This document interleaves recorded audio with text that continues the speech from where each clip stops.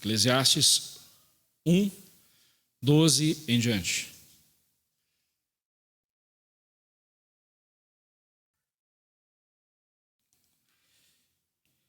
Vamos orar ao Senhor. Ó Deus eterno, aqui diante da Tua palavra, precisamos, ó Deus, inteiramente do Teu Santo Espírito, da ação do Senhor em nosso coração, em nossa mente, cativando, ó Deus, a nossa atenção, cativando o nosso coração na Tua palavra, e assim, Senhor Deus, glorificando o Teu nome e exaltando o Senhor. Ó Deus, dá que uma porção da Tua palavra hoje fique em nosso coração, e essa parte que ficar em nosso coração, ó Deus, seja transmitida depois a tantas pessoas que precisam ouvir e conhecer o Senhor, ouvir a Tua palavra e conhecer o Senhor. Fica conosco, Pai, e louvamos desde já pela Tua bendita palavra, em nome de Jesus. Amém. Vamos juntos, 12 a 18, leamos todos juntos. Eu, o pregador, venho sendo rei de Israel em Jerusalém. Apliquei o coração a esquadrinhar e a informar-me com a sabedoria de tudo quanto sucede debaixo do céu. Este enfadonho trabalho impôs Deus aos filhos dos homens para nele os afligir. Atentei para todas as obras que se fazem debaixo do sol, e eis que tudo era vaidade e correr atrás do vento. Aquilo que é torto não se pode endireitar, e o que falta não se pode calcular. Disse comigo: eis que me engrandeci e sobrepujei em sabedoria a todos os que antes de mim existiram em Jerusalém. Com efeito, o meu coração tem tido larga experiência da sabedoria e do conhecimento. Apliquei o coração a conhecer a sabedoria, a saber o que é loucura e o que é estultícia. Vim a saber que também isso é correr atrás do vento, porque na muita sabedoria há muito enfado, e quem aumenta a ciência, aumenta a tristeza. Nós temos visto, desde o versículo 4, Salomão falando para nós sobre o que é uma vida secularizada, ou vazio de uma vida secularizada. E só refrescando a nossa memória, por secularizada, por secularismo aqui, nos referimos a uma vida que não considera Deus, uma pessoa que vive sem considerar Deus em suas decisões, em suas ações, em seus pensamentos, em suas palavras e demais ações. Seria o ateísmo. Mas veja bem, não somente os ateus vivem assim. Muitas vezes, servos de Deus, crentes, confessos, crentes que professam sua fé em Cristo Jesus, também vivem assim. No momento em que nós decidimos, agimos, sem consultar a Deus, sem buscar a sua sabedoria, sem procurar entender qual a vontade dele para a nossa vida naquela circunstância, nós estamos agindo secularizadamente. Estamos agindo com uma mente secularizada. Semana passada nós vimos, do versículo 4 ao versículo 11, o que é uma vida secularizada. E agora, Salomão passa a nos mostrar, do versículo 12 ao versículo 18, o vazio de uma sabedoria, ou o vazio da sabedoria secularizada. Um assunto que toca diretamente Salomão, sabedoria. O homem tido como o homem mais sábio entre os mortais que já existiu na face da terra. Sabedoria. Após constatar então o que é a vida secularizada, sem considerar Deus em seus caminhos, esse é o significado de secularizado, Salomão passa então a falar para nós sobre uma área em que muitas pessoas buscam sentido para a vida: conhecimento, a ciência. E muitas pessoas creem piamente de que se tiverem conhecimento de tudo, ou o maior conhecimento possível, elas terão encontrado o sentido da vida. É importante, antes de prosseguirmos, é importante que aqui, quando Salomão constata que essa busca pela sabedoria e a forma como ele agiu, se empenhando e buscando e tentando entender as coisas, e ele diz que isso é correr atrás do vento, é vaidade, correr atrás do vento.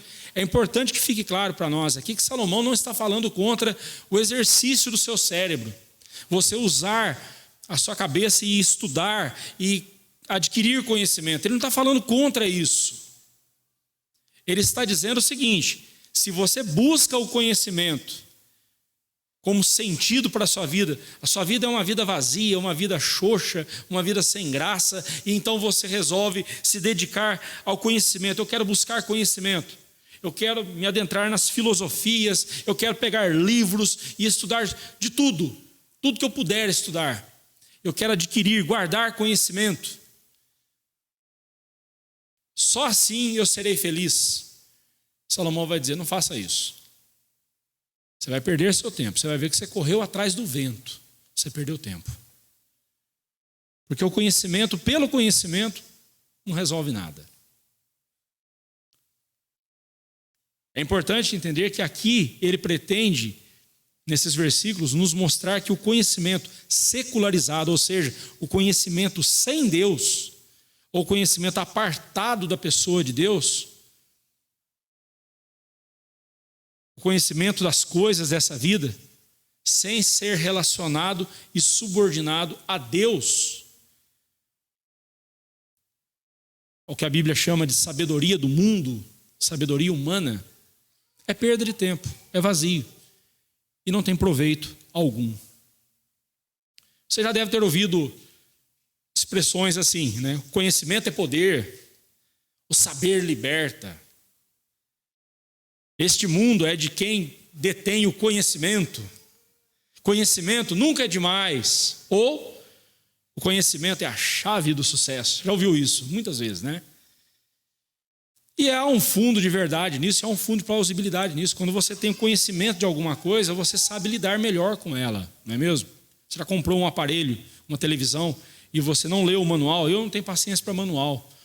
O único manual que eu tenho paciência de ler e estudar é o manual do coração, a Bíblia Sagrada. Mas não tenho paciência. Mas toda vez que eu não li o manual, eu usei errado o aparelho. Essa caixa de som nossa estava dando um chiado que estava me irritando. Os últimos domingos eu tentando regular essa caixa de som e eu não sabia o que estava acontecendo. Um chiado parecia uma caixa de marimbondo. E é uma caixa de uma tecnologia fantástica. E aí eu descobri a regulagem correta. Acabou o problema. Acabou aquela barulheira que fazia. Quando você adquire o conhecimento sobre algo, você passa a dominar este algo. Mas aí que está um perigo. A ilusão. O homem, ele sempre tentou dominar as circunstâncias da sua vida por meio da ciência, por meio do conhecimento. Quando eu falo ciência aqui, estou falando do conhecimento, né? E por que ele quis isso? Porque ele quer isso. Porque ele quer ter o controle de tudo. Mas essa é uma ilusão que tem sido pregada desde os primórdios. E as pessoas têm acreditado nisso. Se você tiver controle das coisas, você tem que ter o controle das coisas. Mas para você ter o controle delas, você precisa conhecê-las. Então, quanto mais conhecimento você tiver, mais você vai dominar as situações na sua vida. Mentira. Mentira. Nós não temos controle sequer da nossa respiração. Nós não temos controle sequer da nossa respiração. No século XVIII, um movimento intelectual conhecido como iluminismo, né? Ficou conhecido como iluminismo, a época da iluminação. O homem se tornou um ser iluminado, ele passou a entender as coisas, ele não precisa mais de Deus, agora ele entende as coisas ao seu redor. Ele não precisa mais dos chazinhos da vovó, ele não precisa mais dos escaldos da mamãe para curar uma dor. Agora ele só comprar um comprimido de um determinado medicamento, ele toma, a dor vai embora. Eu não preciso mais conviver com essas coisas. Eu tenho tudo sob controle. E o iluminismo trouxe essa mentira de que o homem ele se basta. O homem ele não precisa de mais ninguém. O homem basta ele ter conhecimento. Se ele tiver conhecimento, ele domina tudo.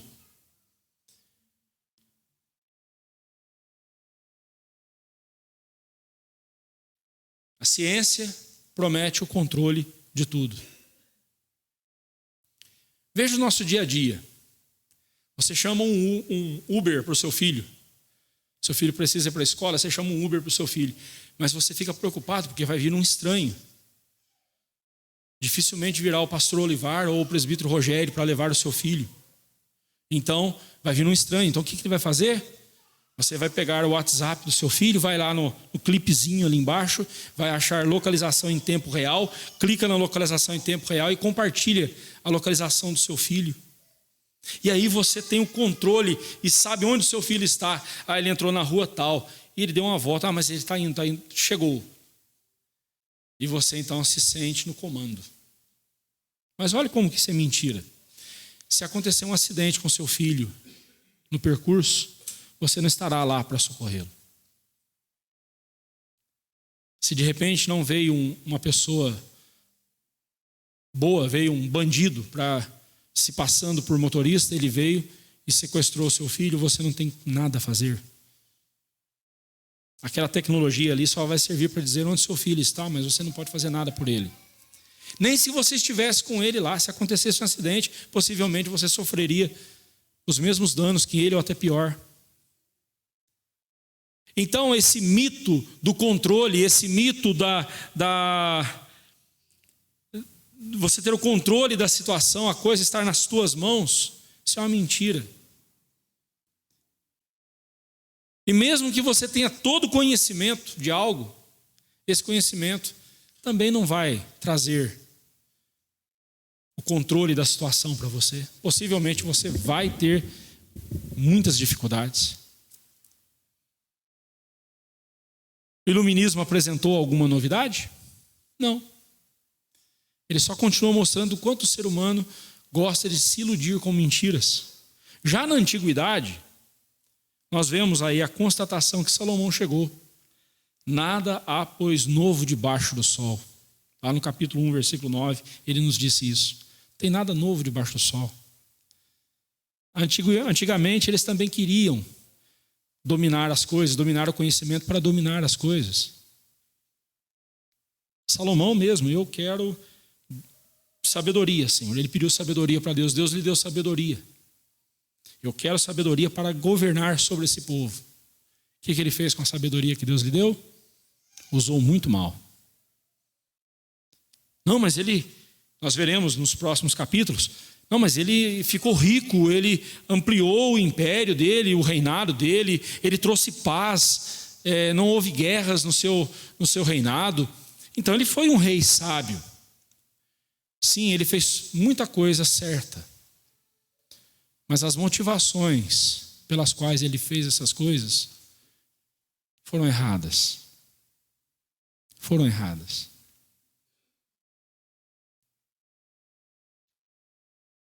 Deste trecho em diante, Salomão passa a falar conosco na primeira pessoa. Ele começa dizendo: eu, o pregador, venho sendo rei de Israel em Jerusalém.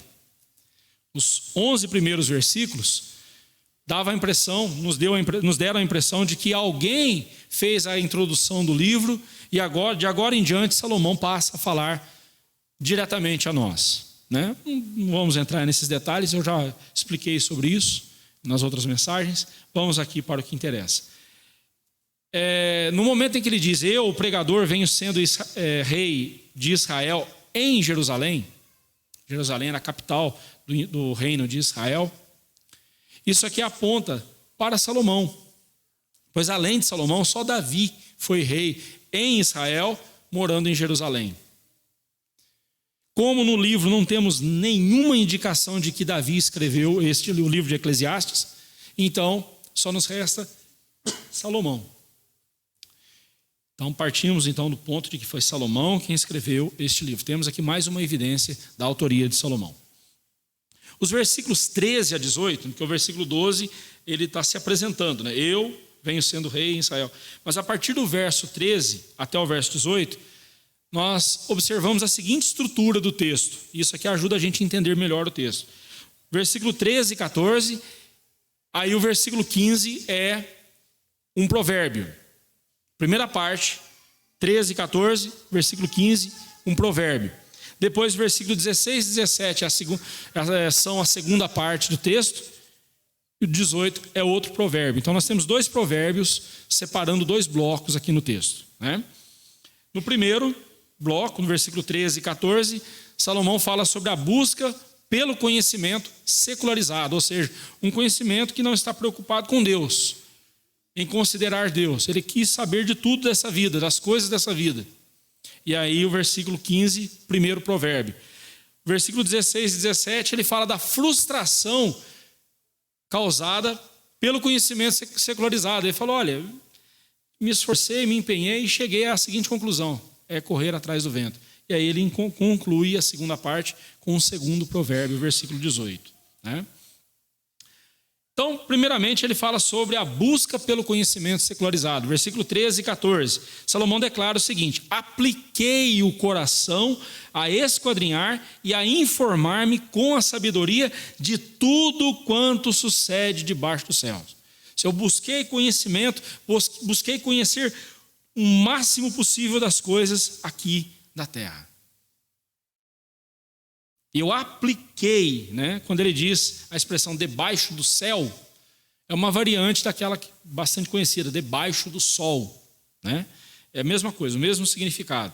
Quando ele fala do verbo aplicar, quando ele diz assim, eu apliquei, esse verbo tem vários significados, tais como dar, conceder, permitir, atribuir, empregar, dedicar, mas aqui o sentido é de dedicar, é esse mesmo, eu dediquei.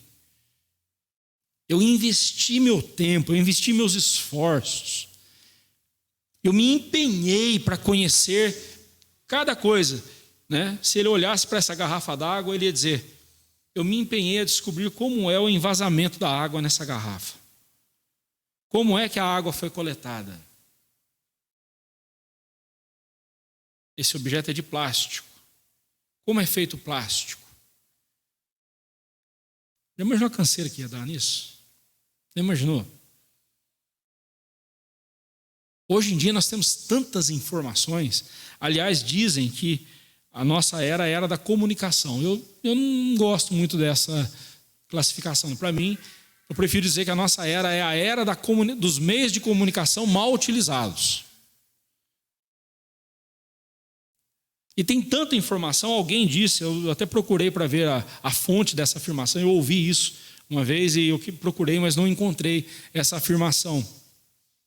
Mas se você encontrar, me ajude aí. Quem foi que disse isso?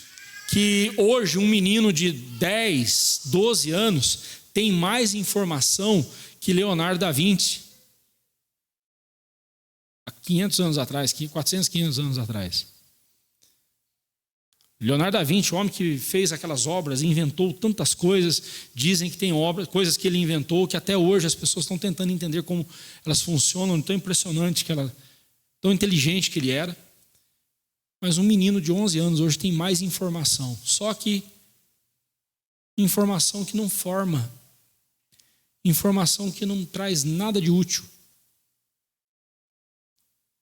Mas aqui nós estamos falando de conhecimento, de informação útil. Salomão não ficou divagando sobre coisas sem importância. Não, ele se dedicou a conhecer as coisas porque ele tinha um propósito. O propósito dele era governar bem. Então ele se dedicou, se tentou de tudo e se empenhou em tudo. E ele continua dizendo que ele aplicou o coração. O termo hebraico para coração se refere ao homem interior, à mente, à vontade, ao entendimento. E representa a totalidade do nosso ser.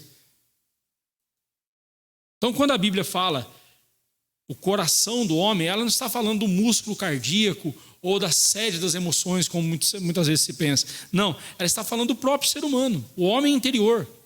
As motivações, os meus desejos. E Salomão disse, eu apliquei o coração. Eu não quis apenas uma informação que ficasse na cabeça. Eu queria algo que moldasse as minhas ações. Então era um conhecimento plausível, um conhecimento importante, né?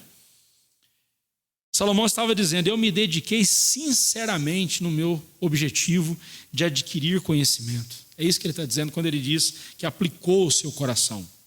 Em outras palavras, Salomão está dizendo para nós isso. Eu fui sincero em buscar conhecimento. Mas qual era o objetivo dele? O objetivo, a princípio, era governar. Mas depois vamos vendo que o objetivo dele era conhecer todas as coisas dessa vida, como elas são e como elas funcionam. 2 verbos aqui são interessantes. Ele fala do verbo esquadrinhar e do verbo informar. E ambos mostram uma busca intensa, mas não só intensa, mas também extensa. Salomão pegava algo e ele queria conhecer a fundo aquilo. Ele procurou conhecer muitas coisas, várias coisas, mas a fundo, uma coisa de cada vez. Ele se dedicou, ele aplicou o coração.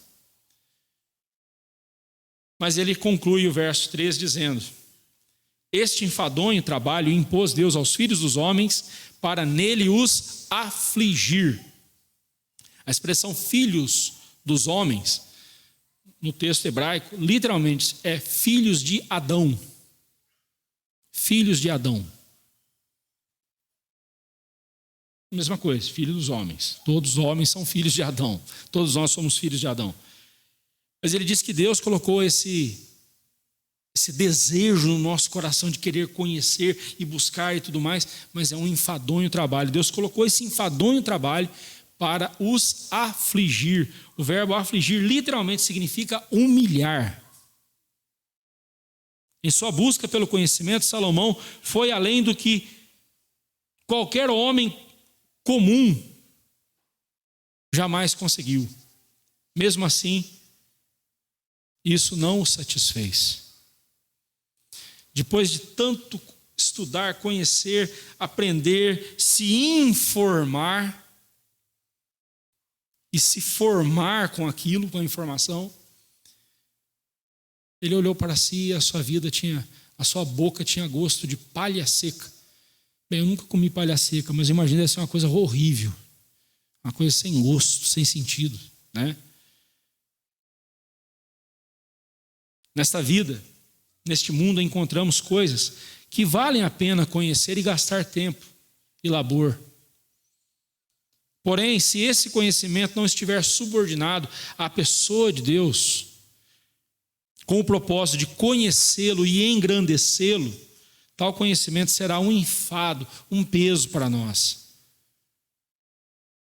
Pense num homem estudioso. Você já deve ter visto pessoas assim, que fez várias faculdades, vários cursos. Você entra no gabinete dele, você entra na sala dele, e ele tem uma parede, ou até 2 paredes, cheias de diplomas. Quando eu vou a um médico e vejo aquele monte de diplomas na parede, eu fico ali olhando, né? Especialista nisso, especialista naquilo. O que ele quer comunicar com aquilo? Eu sei o que eu estou fazendo, eu sei do meu trabalho. Não está errado. Se eu me proponho a algo tão sério, que é cuidar de outra pessoa, o mínimo que eu tenho que fazer é estudar. Se eu me proponho a ser pastor, pregador da palavra de Deus, o mínimo que eu tenho que fazer é estudar a fundo a palavra de Deus para pregá-la para você. O problema é que hoje em dia a mediocridade é o teto, né? O medíocre, aquele que está na média, ele já está no teto, ele já está no topo.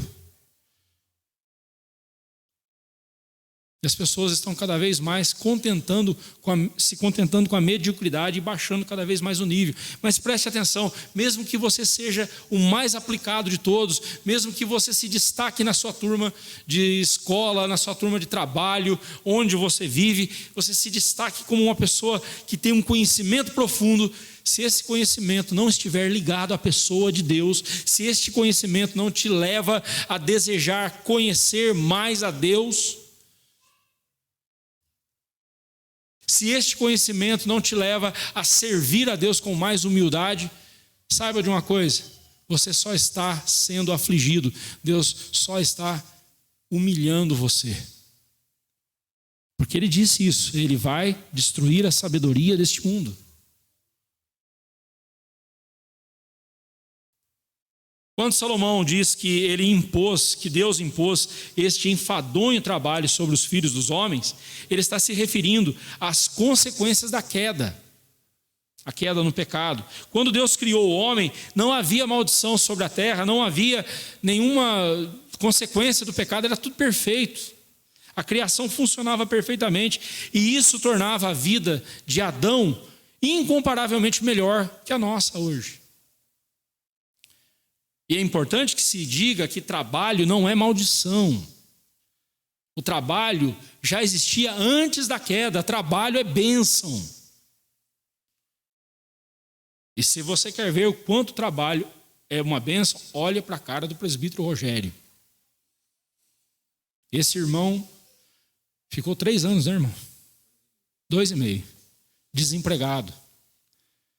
Não havia uma reunião de oração em que nós aqui, buscando a Deus, nós não orássemos por um emprego para ele. E amanhã ele vai começar o emprego dele, um novo emprego. Vai começar um trabalho novo amanhã. Que bênção. Quando ele entrou aqui hoje, parecia que foi tirado um elefante das costas dele. O semblante dele é um semblante alegre. Trabalho é bênção. Louve a Deus pelo seu trabalho. Engrandeça a Deus pelo seu trabalho. E engrandeça a Deus com o seu trabalho. Procure conhecer, procure fazer cursos, melhorar ali o seu serviço. Não pare de estudar, mas entenda uma coisa. Isso não vai preencher o vazio do seu coração. Se você buscar o conhecimento, pelo conhecimento apenas, seu coração continuará vazio. O seu conhecimento tem que ser direcionado para Deus. Conhecer Deus cada vez mais. O apóstolo Paulo nos diz lá em Romanos 8, 20 e 22, que a criação está sujeita à vaidade, não voluntariamente por causa daquele que a sujeitou. Foi Deus quem sujeitou a criação. A partir do momento em que o homem pecou, a criação sofreu. E Deus sujeitou a criação a essa vaidade, ou seja, ao vazio. Por isso que a gente não consegue se satisfazer com a criação. Salomão, olhando as maravilhas da criação de Deus, ele falou: a mesmice. Sol vai, sol nasce, se põe. Vem um dia, vai outro. Geração vai, geração vem. Ele está falando da criação de Deus. E via como vazia, sem sentido. Ontem mesmo, né? Contemplávamos o pôr do sol, coisa linda nessa época do ano, né? Dia desse eu contemplava o pôr do sol e falei: Salomão, onde é que você estava com a cabeça de não achar lindo isso? Como é que você conseguiu chamar isso de mesmice? Não tem um pôr do sol igual ao outro. Parecido tem, mas igual não.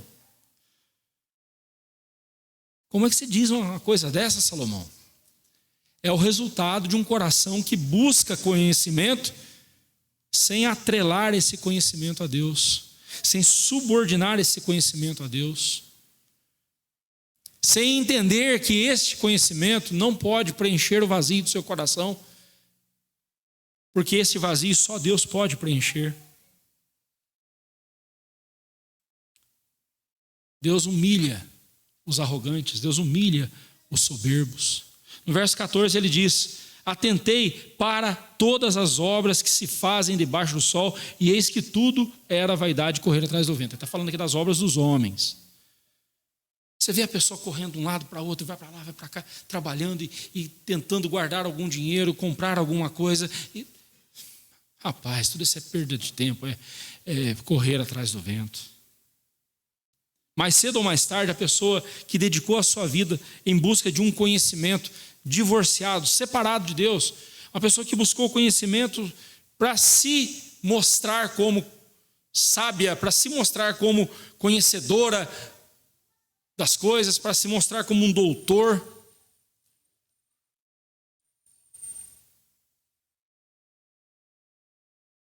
mas cedo ou mais tarde ele vai ver que não valeu nada, é vazio, inútil. O verbo atentar, aqui no verso 14, significa olhar, inspecionar, perceber, considerar, ir a fundo. Ele atentou para essas coisas. Tem praticamente o mesmo sentido dos verbos no versículo anterior, que apontam para a dedicação de Salomão em buscar conhecimento, mas um conhecimento que não estava ligado a Deus. Aqui Salomão está contemplando, de um ponto de vista meramente terreno, as coisas que as pessoas fazem. E tudo não passa de vaidade, vazio. Lembra que vaidade significa vapor, né? Significa fumaça. Tenta segurar o vapor, tenta segurar a fumaça, você não consegue, desaparece rapidinho e não tem consistência nenhuma. É vaidade, é correr atrás do vento. O significado também, a outra palavra que é interessante, aqui é correr, né? O verbo correr, nessa frase, correr atrás do vento. O verbo correr, além do seu significado normal, né? Correr, né? Caminhar mais aceleradamente, né? Também significa perseguir, mas também pode significar pastorear. Pastorear. Seja qual for o significado, correr, perseguir, pastorear ali, o vento, pastorear vento. Como é que pastoreia vento? Eu estou tentando aprender a pastorear pessoas, mas vento eu nunca tentei. Aliás, tentei sim. Quando eu era criança, uma coisa que eu gostava muito de fazer é soltar pipa.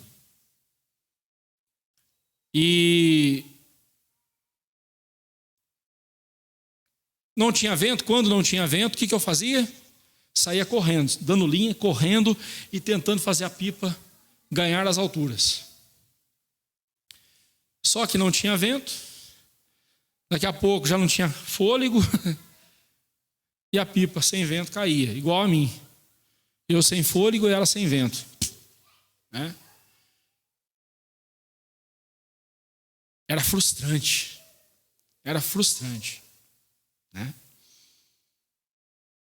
Salomão, então, ele diz, isso é correr atrás do vento. Quando você corre atrás de diplomas, conhecimento e tudo mais, como um fim em si mesmo, se você não pega esse conhecimento todo que você tem e o dedica para a glória de Deus, mas dedica para preencher o vazio do seu coração, para encher a sua alma, no final das contas você vai parecer aquele menino lá em Minas Gerais correndo atrás do vento, tentando fazer a pipa ganhar voo e não tinha vento, e daqui a pouco ele também não tinha fôlego. Estava lá cansado, vazio, frustrante. Salomão encerra então esse primeiro bloco usando o primeiro provérbio. Aquilo que é torto não se pode endireitar, e o que falta não se pode calcular. A vida debaixo do sol nos apresenta uma dura realidade, uma difícil realidade, da qual nós não podemos fugir. Quando ele diz que o que é torto, a palavra torto aqui não significa algo imoral, ou seja, aquele rapaz ali é torto na vida, aquele ali não tem nada que endireite ele, aquele ali já era, é feijão perdido, como se diz, né? Isso aí não é torto. Não é nesse sentido que Salomão está falando aqui. Ele está falando aqui daquelas situações difíceis da vida que a gente gostaria de mudar, mas a gente não tem poder para isso. Eu não gostaria de estar sob o governo que eu estou hoje, mas eu não tenho poder de mudar isso. Temos sim. Então não temos, irmãos. Não temos. O esquema está muito bem montado. Ou você dobra o seu joelho e ora a Deus e clama ao Senhor, Senhor, intervenha na história do nosso país, porque está difícil. Ou então, você vai ficar se iludindo com essa promessa de que você pode mudar a história do país. Lorota, nós vemos que isso é mentira. Pastor, mas então você está dizendo que nós temos que nos render ao mal? Eu não posso, também não é isso que eu estou dizendo. Eu só estou dizendo que existem situações na nossa vida que não temos como mudá-las. Descobri que tem um câncer. Tá, eu vou tratar desse câncer. Não, mas tem tratamento, tem cirurgia, tem medicamento. Se Deus não quiser que a minha vida seja prolongada, que o tratamento funcione, Não adianta, o que eu fizer não vai adiantar nada. Existem coisas na vida que são tortas, entram tortas no nosso coração e a gente não vai conseguir mudar. Sabe por quê? O Salomão está dizendo, você não tem controle de nada. Ou você aprende a confiar em Deus, ou vai ficar se iludindo, pensando que pode mudar, transformar as coisas. Ou você confia na graça de Deus, você confia na providência de Deus, ou vai ficar se iludindo com essa baboseira, com essa mentira de que você é o Senhor do seu destino. Existem situações na vida que não tem como a gente mudá-las, irmãos. Não tem como serem mudadas. E Deus permite isso justamente para nos quebrantar, para nos humilhar, para fazer-nos entender que ou dependemos dele ou não tem solução para nós. Sabemos de histórias de servos de Deus, como por exemplo, George Miller, que sempre trabalhou com orfanatos e tudo mais, cuidando de orfanatos. Há um trecho da vida dele que ele estava no funeral de um amigo, da mãe de um amigo, e justamente na pregação, naquele funeral, aquele amigo se converteu. A mãe dele passou a vida inteira orando pela conversão do filho, e ela não viu a conversão do filho. Não mudou. Mas quando Deus quis converter aquele coração, ele converteu. A mãe não viu o filho em vida convertido, mas certamente o encontrou na glória eterna, porque Deus converteu o seu coração. Tem coisas, meus irmãos, que nós não conseguimos, aliás, muitas coisas, se não quase todas, nós não conseguiremos endireitá-las. Só Deus pode fazer isso. Não estou aqui trazendo para você uma mensagem negativa, derrotista. Não. Estou mostrando para você justamente o contrário. Ou confia em Deus, ou não vai adiantar nada. Prosseguindo. A segunda parte do versículo 15 nos ajuda a entender. Quando ele fala, e o que falta não se pode calcular. Ou seja, nós não podemos contar aquilo que não temos. Sabe aqueles 100 bilhões de dólares que você não tem? Como é que você vai contá-los? Você não tem. Como é que você vai contar o que você não tem? É isso que ele está dizendo. Não se pode calcular. Não se pode calcular o que falta. E às vezes nós nem sabemos o que é que nos falta. E a gente não sabe nem o que é que a gente realmente precisa e está faltando em nossa vida. Como é que a gente vai calcular? Se a gente não sabe nem do que nós precisamos. Salomão está mostrando para nós o quão pequenininhos nós somos. O quão limitados nós somos. Debaixo do sol, nesta vida, nós somos pequenininhos, mas acima do sol nós temos aquele que é o Rei do Universo, que é o Deus Todo-Poderoso. E todo conhecimento que esses míseros mortais que somos nós podemos adquirir, todo esse conhecimento só terá valor, só terá algum sentido para nós, só valerá a pena ter todo esse conhecimento se nós conhecermos a Deus.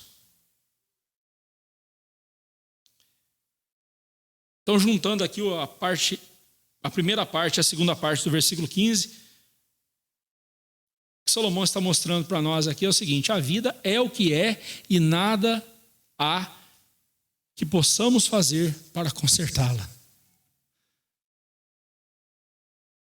Só Deus pode fazer isso. Não vale a pena ter todo o conhecimento desse mundo e esse conhecimento não te fazer te aproximar de Deus. Essa frase é acreditada a Louis Pasteur, e ele dizia o seguinte: um pouco de ciência, aí ele está falando aí do processo científico aí fora, né? Um pouco de ciência nos afasta de Deus. O sujeito começa a conhecer sobre como as coisas funcionam, a imensidão do universo e tudo mais, e ele vai se sentindo cada vez, já que eu estou conhecendo, não preciso mais de Deus. Ele vai se afastando de Deus. Então, um pouco de ciência, pouca ciência, nos afasta de Deus, mas muita ciência nos aproxima dele. Quanto mais alguém se põe a conhecer a criação, mais difícil será para ele negar a existência do Criador. Esses dias eu ouvi um desses cientistas dizendo, um cientista que se diz ateu, que não crê em Deus, ele diz o seguinte: vida só no planeta Terra. Nós religiosos estamos falando isso há muito tempo. Nós crentes estamos dizendo isso há muito tempo. E ele chegou à conclusão, olha, que legal. Aí eu lembro de um ditado que era usado lá no século XVI, que na montanha do saber, na montanha da ciência, quando o cientista chega no topo dela, lá no alto da montanha, ele chega lá, os teólogos estão lá em cima tomando chá. O que ele quer dizer com isso? Nós já estamos lá há muito mais tempo do que você. Nós já estamos até tomando chazinho enquanto vocês estão aí tentando chegar aqui. É muito arrogante, isso é muito soberbo, porque eu, com todo o conhecimento que eu tenho na teologia e tudo mais, eu não consigo me considerar um teólogo. É muita prepotência. É muita prepotência alguém dizer assim, eu sou teólogo. O camarada faz um cursinho de 2 meses pela internet e já diz, teólogo fulano de tal. Esse é o cara. Quando eu falo de teologia, eu estou falando de Deus, eu estou falando da revelação dele nas Escrituras. Quem é essa mísera formiguinha para falar isso? Eu sou um vermezinho. E você pode conhecer várias coisas nessa vida, várias áreas dessa vida, mas tudo isso tem que ser direcionado para Deus. Porque senão, o que vai vir é o versículo 16 a 17, que nos mostra a frustração causada pelo conhecimento ou pela sabedoria secularizada. Salomão diz assim, disse comigo. Você já conversou com você? Eu converso comigo o tempo todo. E preste atenção, isso não é nenhum sinal de demência, esquizofrenia, nada disso não, tá? Isso aí é bom. Disse comigo, eis que me engrandeci e sobrepujei em sabedoria a todos os que antes de mim existiram em Jerusalém. Com efeito, o meu coração tem tido larga experiência e sabedoria, da sabedoria e conhecimento. Salomão é descrito pelas Escrituras como um homem mais sábio que já existiu. O Senhor Deus respondeu a ele, dando a ele a sabedoria que ele havia pedido. Nós lemos lá em 1 Reis, capítulo 3, versículo 12, Deus dizendo o seguinte para Salomão, eis que faço segundo as tuas palavras, dou-te coração sábio e inteligente, de maneira que antes de ti,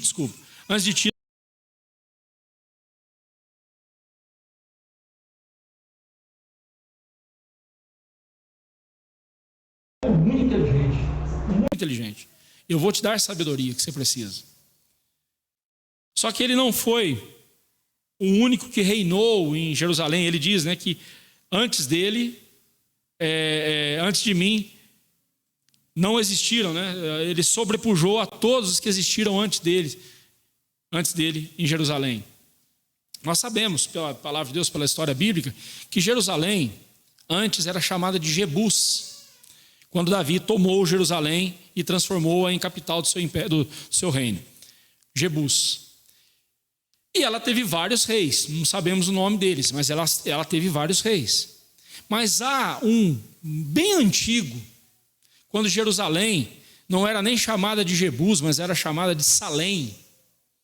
Ela tinha um rei chamado Melquisedeque, sacerdote do Deus Altíssimo. Nem Melquisedeque, alguém que foi instituído como sacerdote de Deus, diretamente por Deus, não teve nenhuma instituição, nenhum grupo religioso, nenhuma tribo de Israel dizendo, olha, ele é sacerdote. Não, foi o próprio Deus que disse, Melquisedeque é meu sacerdote. Tanto que Melquisedeque veio a ser um tipo de Cristo apontando para o Senhor Jesus, porque Jesus não era da tribo de Levi, de onde saíam os sacerdotes, mas era da tribo de Judá. E de Judá não saía sacerdote. Mas por que Jesus então é o sumo sacerdote? Porque foi Deus quem o colocou como sumo sacerdote. Não foi uma instituição humana. Mas Salomão sobrepujou inclusive Melquisedeque em sabedoria. Foi um homem muito sábio, muito inteligente.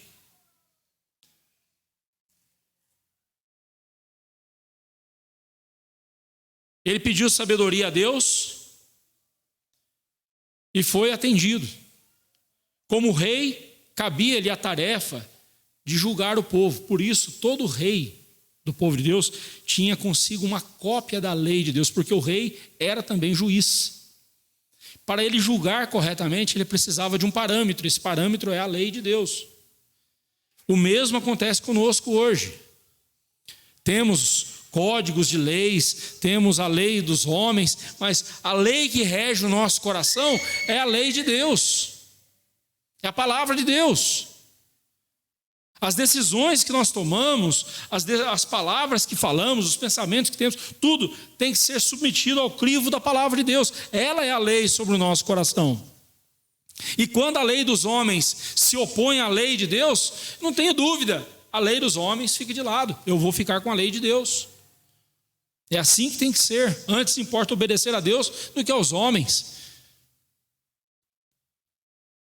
Salomão ele entendeu que precisava exercitar a sabedoria que Deus lhe havia dado, mas para isso, primeiramente, ele tinha de buscar conhecer e compreender o máximo das coisas. E isso aqui é um alerta para nós. Eu vejo muito crente dizendo o seguinte, não, eu não preciso estudar a Bíblia, porque Deus vai colocar a palavra dele na minha boca quando ele quiser. Meu irmão, o que vai sair da sua boca não vai ser a palavra de Deus, vai ser uma asneira qualquer, mas não a palavra de Deus. O Espírito Santo, Jesus disse que ele vai nos fazer lembrar de todas as coisas que Cristo nos tem ensinado, mas o Espírito Santo não vai nos lembrar daquilo que nós não sabemos. Eu não sei pregar o Evangelho, pastor, eu não sei compartilhar de Cristo com as pessoas. Sim, eu admito que todos nós temos dificuldade de comunicação, mas que essa dificuldade não seja porque você foi preguiçoso em estudar a palavra de Deus. Que essa dificuldade não seja porque você foi displicente, foi relaxado com a oportunidade que Deus te deu de conhecer, de pegar este livro, estudar este livro. E te dar conhecimento para que você possa então compartilhar com as pessoas. Que a sua dificuldade seja sim uma dificuldade que você tem. E todos nós temos dificuldade. Eu, por exemplo, estou lutando para terminar esse sermão o quanto antes, para não prolongar muito, mas está difícil. Pode ficar tranquilo, não vamos sair daqui 2 horas da tarde também, né? Todos nós temos dificuldades de comunicação, mas entenda que Deus te dá recursos para você conhecer a palavra dele e ensinar as pessoas. Precisamos entender, precisamos estudar a palavra do Senhor. Quando o crente vem com essa conversa fiada de que não, Deus, na hora que Ele quer, Ele me revela o que Ele quer e eu falo o que Ele quer que eu fale. Mentiroso. Você está sendo instrumento de Satanás. Você vai desviar as pessoas da verdade. Preste atenção, Deus jamais trará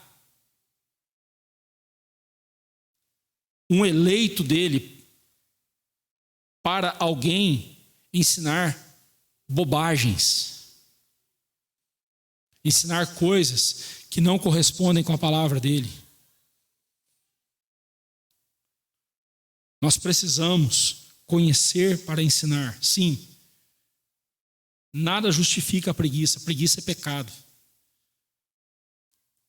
Mas Salomão não está falando disso aqui. Ele está falando o quê?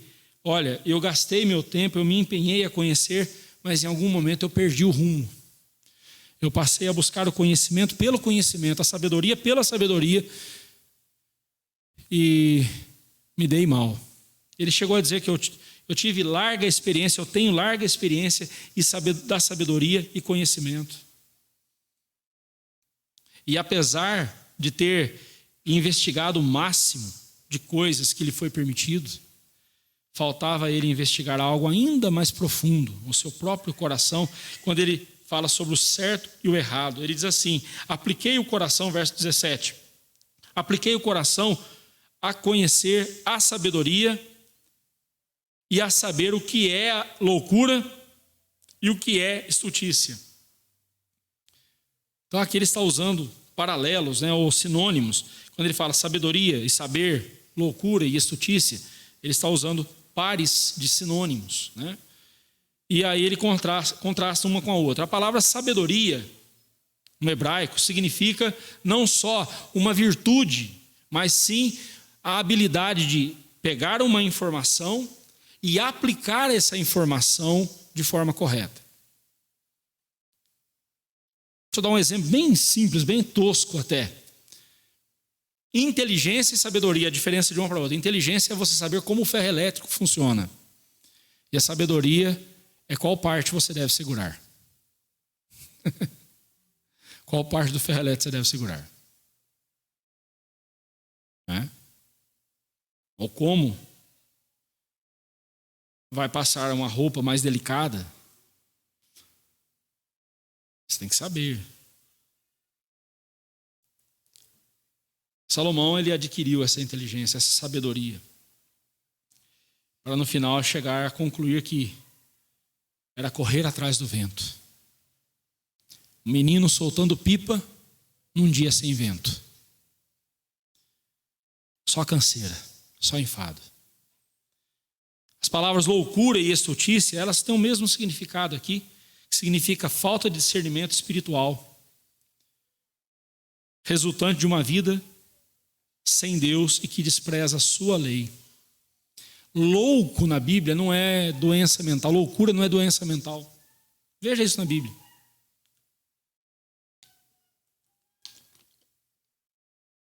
Hoje em dia, a indústria farmacêutica transforma tudo em doença, O que é comportamental, ela transforma em doença.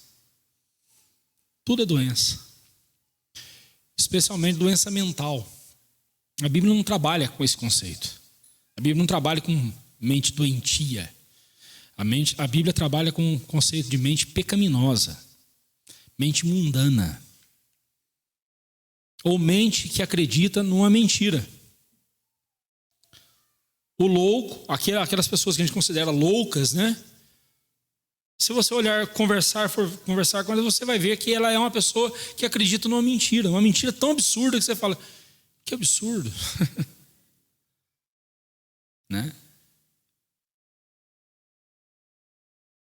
Aquela figura do homem que entra num hospício e lá ele vê alguém vestido de Napoleão Bonaparte, se sentindo Napoleão Bonaparte. Ele acredita que ele é Napoleão Bonaparte. Ele acredita numa mentira. Mas se eu for aplicar esse conceito de acreditar em mentiras, então todo mundo é louco. Todos nós, em algum momento, acreditamos numa mentira, não é verdade? Até ficou engraçado, Acreditamos numa mentira, não é verdade? Todos nós. Somos loucos por causa disso? Então, loucura na Bíblia não é doença mental. Loucura na Bíblia é alguém insensato, alguém que sabe o que é verdade, mas crê numa mentira. Mesmo que seja absurdamente absurda, mas a pessoa acredita naquela mentira. Aqui, quando ele fala de loucura, estultícia e tudo mais, ele está falando aqui daquilo que Paulo chama de a lei gravada no coração dos homens, o discernimento entre o certo e o errado. Salomão disse assim: eu precisava ir mais a fundo, eu precisava me aplicar. E ele diz: eu apliquei o coração a conhecer a sabedoria e a saber o que é loucura e o que é estultícia. Estultícia aqui é falta de juízo, mesma coisa que loucura. E vinha saber que também isso era correr atrás do vento. O que Salomão está falando aqui é contra uma coisa que todos nós muitas vezes caímos. Ele está falando aqui contra a moralidade, não é contra a imoralidade, é contra a moralidade. O que é moralidade? É alguém que procura saber o que é certo e o que é errado e procura fazer o que é certo. Mas isso não é bom? Sim. Mas isso é o dever de todo ser humano. O problema com a moralidade é que ela infla o nosso ego e a gente começa a se achar merecedor da graça de Deus, porque a gente está fazendo o que é certo e deixando de fazer o que é errado. A gente começa a olhar para as pessoas e nos colocar como níveis para aquela pessoa, dizer assim, eu sou o nível dessa pessoa, ou seja, eu sou melhor do que ela. Tá bom, de vez em quando eu escapo uma mentira, de vez em quando eu fico bravo, fico irado, mas eu não sou assassino, eu não sou adúltero, eu não sou corrupto igual aqueles políticos lá de cima. Isso é moralidade. É alguém que quer fazer tudo certinho, andando certinho, deixando o erro. Paulo fala isso lá em Romanos capítulo 2, verso 14 e 15. Quando, pois, os gentios que não têm lei procedem por natureza de conformidade com a lei, não tendo lei, servem eles mesmos de lei para si mesmos. Estes mostram a norma da lei gravada no seu coração, testemunhando-lhes também a consciência e os seus pensamentos, mutuamente acusando-os ou defendendo-os. Acusando-se ou defendendo-se. O que Paulo está dizendo aqui é o seguinte: todo ser humano, não importa a cultura que ele viva, não importa o país que ele viva, não importa a criação que ele teve, todo ser humano sabe o que é certo e o que é errado.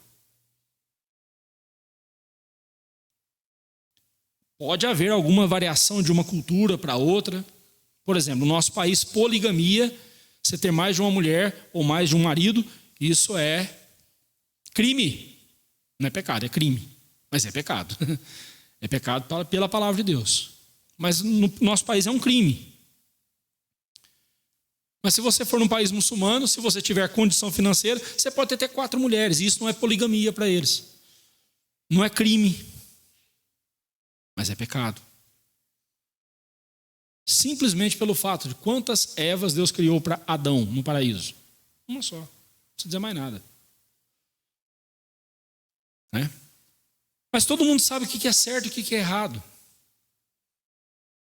Em maior ou menor grau, mas sabe.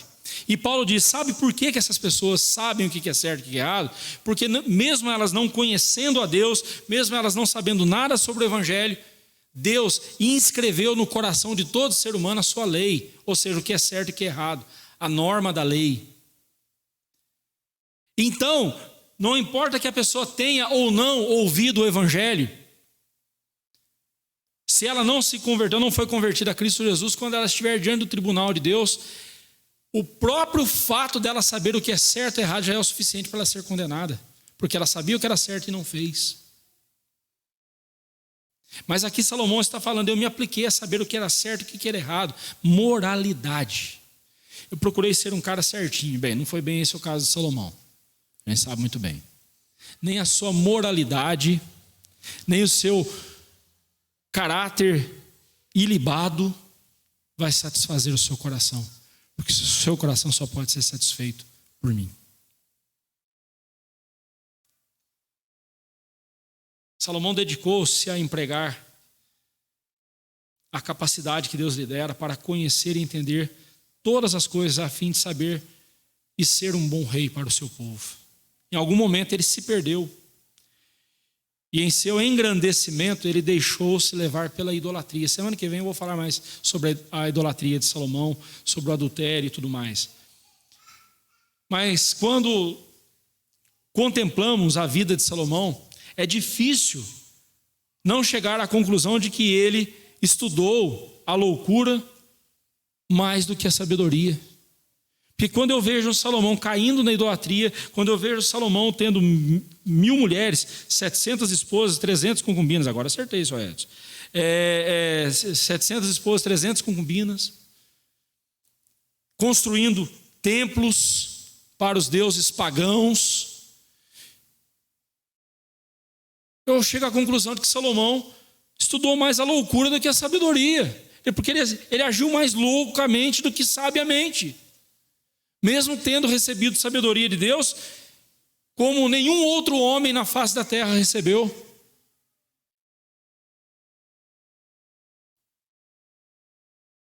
Ao longo desse processo, esse homem que possuía tanta sabedoria, aprendeu mais sobre a loucura do que ninguém jamais aprendeu. Ele aprendeu mais sobre a loucura do que sobre a sabedoria. Conhecer o certo e o errado ajudou a encontrar sentido na vida? Não. Só o levou a saber que tudo isso era correr atrás do vento. Porque, meus irmãos, a moralidade, por mais honrosa que ela seja, ela não preenche o vazio do nosso coração. Nem mesmo a nossa moralidade mais elevada é suficiente para satisfazer o nosso coração e preencher o vazio da nossa alma. Se você procurar ser a pessoa mais boazinha que existe, sem Deus, você será vazio. A sua vida terá gosto de palha seca na boca. Precisamos de algo infinitamente superior, infinitamente maior do que a moralidade para dar sentido à nossa vida. Precisamos da graça de Deus, do conhecimento dele e de sua glória. Quando ele encerra aqui no versículo 18 dizendo: porque na muita sabedoria há muito enfado, e quem aumenta a ciência, aumenta a tristeza. Aqui as palavras enfado e tristeza fazem par, né? São pares, são sinônimos. Enfado e tristeza. Você estuda, e no final dá um cansaço. Você fala, puxa vida, era só isso. Só isso. Eu lembro-me quando estava fazendo mestrado, em 2008 e 2009. Mestrado em Ciências da Religião. Eu comecei o mestrado todo animado, fui o primeiro colocado na classificação ali da turma. Meu projeto de pesquisa estava perfeito. Eu estava muito empolgado. Aí quando eu apresentei meu projeto na sala de aula, a professora acabou com o meu projeto. E eu fiquei doido, porque quando você entra num programa de mestrado, com um projeto pronto, e esse projeto é bombardeado, é destruído, o que você vinha durante anos preparando, você tem que preparar em meses um novo projeto. Isso é terrível, é um terror. E aquilo me deu uma tristeza tão grande e me fez pegar um ranço por todo o curso. Foram 2 anos de sofrimento na minha vida. Quando eu peguei aquele diploma, tanto é que eu nem coloquei na parede. Aliás, nenhum diploma eu coloquei na parede. Mas está lá, guardado. Ah, mas você está desprezando o conhecimento. Sim, tive conhecimento, aprendi muita coisa e tudo mais. Mas no final foi uma coisa tão frustrante para mim. Tão frustrante. Né? Que eu entendo perfeitamente o que Salomão quis dizer. Porque na muita sabedoria há muito enfado. E quem aumenta a ciência aumenta a tristeza. O que ele está dizendo aqui é o seguinte: de fato, quanto maior a sabedoria, maiores preocupações. Quanto mais se sabe, mais se sofre. Você já viu aquelas pessoas que dizem assim: não, eu não vou ao médico, vai que eu descubro que eu tenho alguma coisa e fico sofrendo por antecedência. Já viu pessoas falarem isso? Já vi muitas pessoas dizendo isso. Vai ao médico, faça exames preventivos. Tudo que você pega no começo é mais fácil. Não, lorota, se quando chegar a sua vez, você vai mesmo. Você pode fazer um exame com toda a prevenção e tudo mais, e a última enfermidade é a única enfermidade que não tem cura. Todas as outras têm cura, mas a última não tem. A última enfermidade da nossa vida, então, é a mania do controle, né? A ilusão do controle. E aí eu vou e descubro alguma coisa. Pronto, estraguei a minha vida. Não pensa assim não. Quem sabe o dia da sua morte é só Deus. Enquanto isso, eu gosto muito de uma tirinha que eu vejo na internet de vez em quando, daquele desenho lá que o Gilmar Costa, né, que é o Snoopy. Está lá o Snoopy e o Charlie Brown olhando o pôr do sol. Charlie Brown todo melancólico, né? Aí ele diz assim: um dia vamos morrer. Aí o amigo dele, né, eu acho que é o Lino, que está do lado dele, assim, mas enquanto isso vamos viver? É bem isso mesmo. Um dia nós vamos morrer, mas enquanto isso vamos viver. Nós não vamos viver desconectados daquele que está acima do sol. Vamos viver conectados a Ele. Agora, sabe por que o conhecimento de Deus é o único conhecimento que vale a pena? Deixa eu tentar resumir aqui para você aqui, encerrando a mensagem. Na eternidade, antes de tudo existir, lá estava a Trindade Santa, Pai, Filho e Espírito Santo. Preste atenção, Deus não criou o universo porque ele estava entediado, ele resolveu criar uns bichinhos chamados seres humanos para dar dor de cabeça para ele se distrair. Não é uma fazenda de formigas, né? Não é quando alguém está entediado, você vou arrumar um gatinho, vou arrumar um cachorrinho para poder me distrair. Não, Deus não criou a gente por isso. Ele não estava entediado. O Pai, o Filho e o Espírito Santo viviam numa comunhão tão profunda entre eles, tão intensa, tão pura entre eles, que eles não tinham falta de nada. Mas no amor dele, o amor do Deus triuno, um amor tão grande, tão profundo, ele disse assim: eu quero compartilhar essa comunhão. Fora de mim. Quero compartilhar com outras pessoas. Aí ele faz: façamos o homem a nossa imagem e semelhança.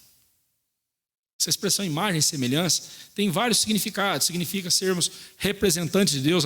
Nós somos a imagem de Deus, ou seja, representantes de Deus nesse mundo. Pode ser, tudo bem, não está errado. Mas aqui eu vejo mais coerente com as Escrituras é a ideia de estar de frente num espelho, contemplando. Adão e Eva tinham uma comunhão tão profunda com Deus, embora eles não viram a Deus, mas eles tinham uma comunhão tão profunda com Deus no paraíso antes do pecado.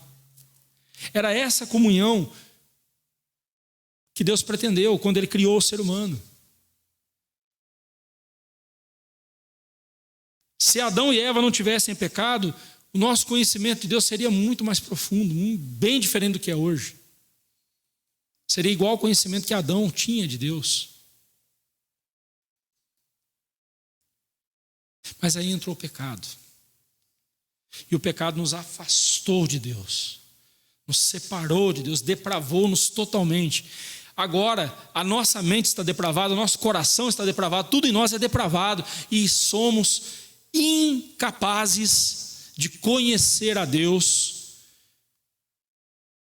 se Ele não se revelar a nós. O que Ele fez? Mandou Jesus. A expressão exata do seu ser, o Deus encarnado. Quem vê Jesus vê o Pai, porque Ele e o Pai são um. Então, por isso que eu preciso conhecer a Jesus, porque conhecendo a Jesus, eu conhecerei a Deus. E Jesus me conforma à sua imagem. Romanos 8, 28 e 29 diz que todas as coisas cooperam para o bem daqueles que amam a Deus, daqueles que são chamados segundo o seu propósito, para que eles sejam conformes à imagem de Cristo. Ou seja, lembra da imagem e semelhança? Que foi obliterada, foi destruída, foi deturpada pelo pecado. Cristo, Ele restaura em nós a imagem de Deus, o caráter de Deus. Somos conformados à imagem de Jesus, ao caráter de Jesus. E quanto mais conhecemos a Deus, mais voltamos ao plano original que Ele pretendeu. Conversão não é você mudar de igreja. Conversão não é você dizer: agora eu sou evangélico, agora eu sou católico, agora eu sou sei lá o quê. Conversão não é isso. A verdadeira conversão é você, aqui está Deus e aqui estava você se afastando dele cada vez mais. Se você converter para cá, houve conversão, mas se você se converter para cá, você vai naquela direção. Se você se converter mais um pouquinho, você vai para lá. Mais um pouquinho, você vai para cá. Você tem que se converter para Deus, na direção de Deus. E cada vez mais, conhecendo a Deus, cada vez mais vivendo conforme a palavra de Deus, sendo santificado e transformado pela palavra de Deus, E aí então, você vai conhecer a Deus. Você voltou ao plano original, a imagem e semelhança, estar frente a frente com a revelação de Deus e conhecer cada vez mais a Deus. Isso é comunhão. É por isso que nós temos que conhecer a Deus. Se você estiver conhecendo tudo nessa vida e todo conhecimento que você tem não está vinculado ao conhecimento de Deus, você só será mais um cabeçudo, morrendo e indo para o inferno. Cabeça cheia de informação que não adiantou nada. Os diplomas ficarão pendurados na parede. Não adiantou nada. O principal conhecimento ao qual devemos nos ocupar é o conhecimento da pessoa de Jesus, porque quanto mais conhecermos a Jesus, mais conheceremos a Deus e adoraremos a Deus como Ele quer ser adorado e teremos mais e mais comunhão com Deus. É por isso, meus irmãos, que nós precisamos entender que a moralidade, ainda que seja uma coisa boa, mas ela não nos salva. É por isso que você precisa entender que nem todos os diplomas que você obtiver nessa vida terão valor. Porém, quando por meio do Evangelho olhamos para Cristo, deparamos com a nossa total incapacidade de agradar a Deus, até mesmo naquilo que nós julgamos ser bom, a nossa moralidade. Mas nós olhamos para Deus e dizemos: Senhor, tem misericórdia de mim que sou pecador. Mas ao olharmos para Cristo, vemos a perfeição, a pureza, a santidade e tudo aquilo que jamais conseguiremos ser por nós mesmos. Enquanto todo o conhecimento desse mundo, ainda que útil para alguma coisa, não é capaz de nos dar plena satisfação, o conhecimento de Deus em Cristo não somente é capaz de satisfazer a nossa alma, o vazio da nossa alma, por meio de uma profunda comunhão com Ele, como também é capaz de nos preparar para a eternidade, estar com Cristo, por toda a eternidade. As minhas ovelhas conhecem a minha voz, disse o Senhor Jesus. A razão humana só pode nos levar até certo ponto. E é por isso que Deus diz que não devemos nos gloriar na nossa própria sabedoria, mas devemos nos gloriar no conhecimento dEle. Aquele que se gloria, glorie-se nisso. Em me conhecer e saber que eu sou o Senhor. Jeremias 9, 23 e 24. E lembre-se, Deus prometeu que Ele vai destruir a sabedoria deste mundo. A única sabedoria, o único conhecimento que permanecerá é o conhecimento de Deus, é a sabedoria de Deus. Nenhum conhecimento, nem mesmo conhecimento, o autoconhecimento, como hoje em dia a gente ouve tanto, né? Você precisa se conhecer, minha irmã. Você precisa ter mais autoconhecimento para você poder lidar com as coisas da vida. Você é lorota. Como é que eu vou me conhecer se eu não conheço aquele que me criou? Porque é conhecendo a Deus que eu vou me conhecer de fato. É conhecendo a Deus que eu vou saber quem eu sou de fato e o quanto eu preciso dele. Mas lembre-se de que Deus o criou para algo eterno. Como é que você pode se satisfazer com as coisas dessa vida? E eu fico pensando, por que Deus deu tanta sabedoria a Salomão e Salomão fez o que fez? Isso é para mostrar para nós, irmãos, que Salomão, com toda a sua sabedoria, o homem mais sábio que já existiu, ele ficou vazio no seu coração enquanto não conheceu a Deus de fato. Agora eu fico pensando, se Salomão, com toda a sua sabedoria, não conheceu a Deus, enquanto ele esteve ocupado com as coisas desse mundo, quem é o olivar para conhecer a Deus, se Deus não tiver misericórdia dele? No final do livro nós veremos que Salomão se converteu a Deus, se arrependeu de seus pecados, e de fato ele conheceu. Aqui, escrevendo já no começo do livro, nós já vemos Salomão convertido, porque aqui ele está escrevendo o que ele fez de errado. Depois ele vai mostrar para nós o que ele fez de certo. Mas se Salomão não conseguiu conhecer a Deus por si só, quem sou eu para conhecer a Deus sem Jesus? É por isso que nós precisamos de Jesus, porque Salomão, com toda a sua sabedoria, está longe de ser sábio como Jesus foi, como Jesus é. É por isso que eu preciso de Jesus. E eu encerro aqui com as palavras de Philip Hayek. Ele diz o seguinte: se seguirmos Jesus e sua sabedoria, não continuaremos tentando endireitar aquilo que é torto, para que se adapte aos nossos próprios propósitos. Mas humildemente nos submeteremos a Deus, a como Deus quer que as coisas sejam. Assim como Jesus fez quando foi para a cruz e morreu pelos nossos pecados. Contudo, não seja, Pai, se possível, passe de mim esse cálice. Jesus estava diante de uma coisa torta, uma situação difícil da vida. E ele pede: se possível, passe de mim esse cálice. Contudo, não seja como eu quero, mas sim como tu queres. E ele fez a vontade de Deus. Se seguirmos a sua sabedoria, a sabedoria de Jesus, a conta da vida fechará. Aquilo que falta poderá ser calculado. Jesus fechará essa conta. Portanto, precisamos nos contentar em deixar os últimos cálculos para Deus. Confie em Deus. Deus sabe fechar a conta. Jesus garantirá que todo o balancete dos livros de Deus feche no final, inclusive a nossa própria conta, que Ele considerará reconciliada com o seu próprio sangue. Assim, a nossa aflição atual não durará para sempre. Inclusive, as nossas lutas, tentando entender o sentido da vida. Logo, os nossos sofrimentos terão passado.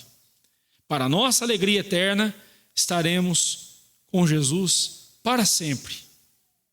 E encontraremos nele a resposta para todas as nossas perguntas. Que Deus assim nos abençoe.